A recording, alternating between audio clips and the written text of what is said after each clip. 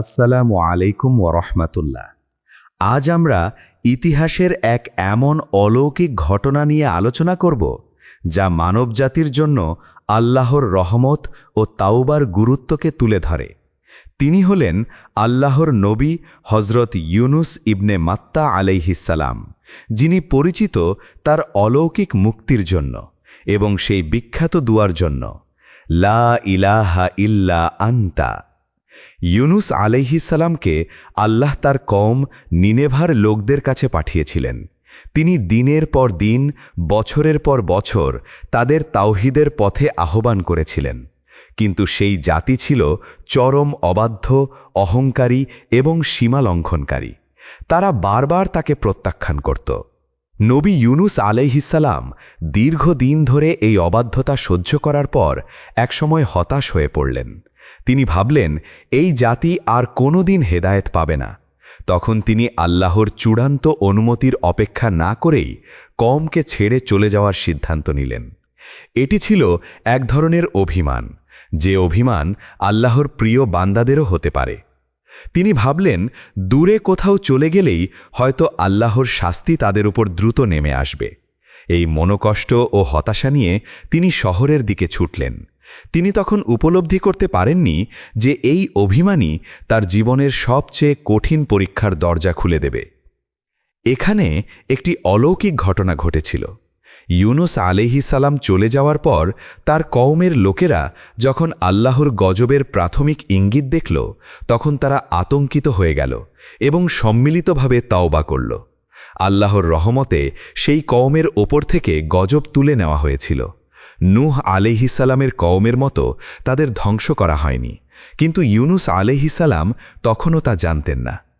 ইউনুস আলাইহিসসালাম তখন দূরে এক নৌকার সন্ধান পেলেন এবং তাতে আরোহণ করলেন। তিনি ভেবেছিলেন তিনি তার রবের কাছ থেকে পালিয়ে যাচ্ছেন, যদিও একজন নবীর পক্ষে আল্লাহর সীমানা থেকে পালানো অসম্ভব। নৌকাটি যখন গভীর সাগরে পৌঁছাল, তখন আবহাওয়া হঠাৎ করেই খারাপ হয়ে গেল। শুরু হলো তীব্র ঝড় এবং বিশাল বিশাল ঢেউ। নৌকাটি ডুবে যাওয়ার উপক্রম হল। যাত্রীরা বুঝতে পারল তাদের মধ্যে এমন কেউ আছেন যিনি হয়তো আল্লাহর চোখে দোষী। জাহাজের যাত্রীরা সিদ্ধান্ত নিল কাউকে সাগরে ফেলে দিতে হবে। লটারি করা হলো, আর প্রতিবারই লটারিতে নবী ইউনুস আলাইহিসসালামের নাম উঠল। ইউনুস আলাইহিসসালাম বুঝতে পারলেন এটা তার সেই অভিমানের শাস্তি। বাধ্য হয়ে তিনি নিজেই সাগরে ঝাঁপ দিলেন।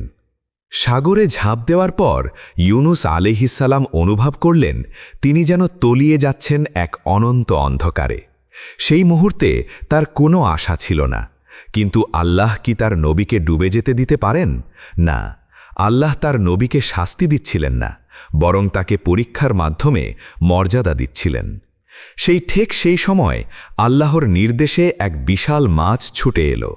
মাছটি অন্য কোনো প্রাণীকে নয়, সরাসরি নবী ইউনুস আলাইহিসসালামকে অক্ষত অবস্থায় গিলে ফেলল। এটি ছিল এক অলৌকিক ব্যবস্থাপনা। মাছের পেটে তাকে হজম করা হয়নি, বরং তিনি ছিলেন জীবিত ও সুরক্ষিত। ইউনুস আলাইহিসসালাম তখন সম্মুখীন হলেন 3 অন্ধকারের: 1 রাতের অন্ধকার, 2 সমুদ্রের গভীরতার অন্ধকার এবং 3 মাছের পেটের অন্ধকার। এর চেয়ে কঠিন বন্দিদশা আর কি হতে পারে? তিনি তখন গভীর অনুশোচনায় মগ্ন হলেন। চরম বিপদের এই মুহূর্তে ইউনুস আলাইহিসসালাম বুঝতে পারলেন তার ভুল হয়েছিল। তিনি তার রবের হুকুমের অপেক্ষা করেননি। তিনি জানতেন এই 3 অন্ধকার থেকে একমাত্র আল্লাহ ছাড়া আর কেউ তাকে মুক্তি দিতে পারবে না।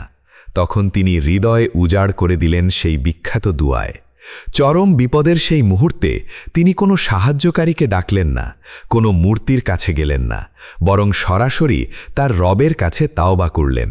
তিনি পড়লেন সেই হৃদয় বিদারক দুয়া, যা আজও মুমিনদের জন্য মুক্তির পথ। লা ইলাহা ইল্লা আনতা সুবহানাকা ইন্নী কুনতু মিনাজ জালিমিন। এই দুয়া ছিল তাওহীদের পূর্ণ ঘোষণা। প্রথমে আল্লাহর একত্ববাদকে স্বীকার করা, তারপর আল্লাহর পবিত্রতা ঘোষণা করা এবং সবশেষে নিজের দোষ স্বীকার করে আল্লাহর কাছে আত্মসমর্পণ করা। ইউনুস আলাইহিসসালাম স্বীকার করলেন এই বিপদ তার নিজের ভুলেরই ফল।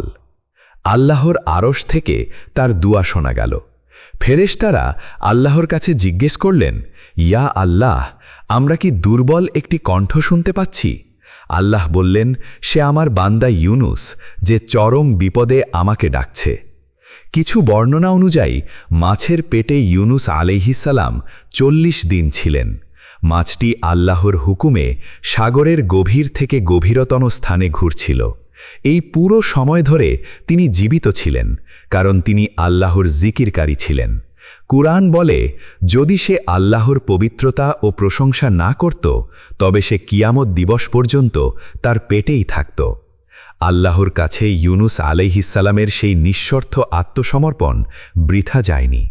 আল্লাহ তার প্রিয় নবীকে ক্ষমা করলেন। আল্লাহর রহমত তার কাছে পৌঁছাল। আল্লাহ নির্দেশ দিলেন সেই মাছটিকে। আল্লাহর আদেশে মাছটি তখন তীরভূমির দিকে সাঁতার কাটল। এরপর মাছটি তাকে একটি খালি স্থানে সমুদ্রের কিনারে এনে বমি করে দিল।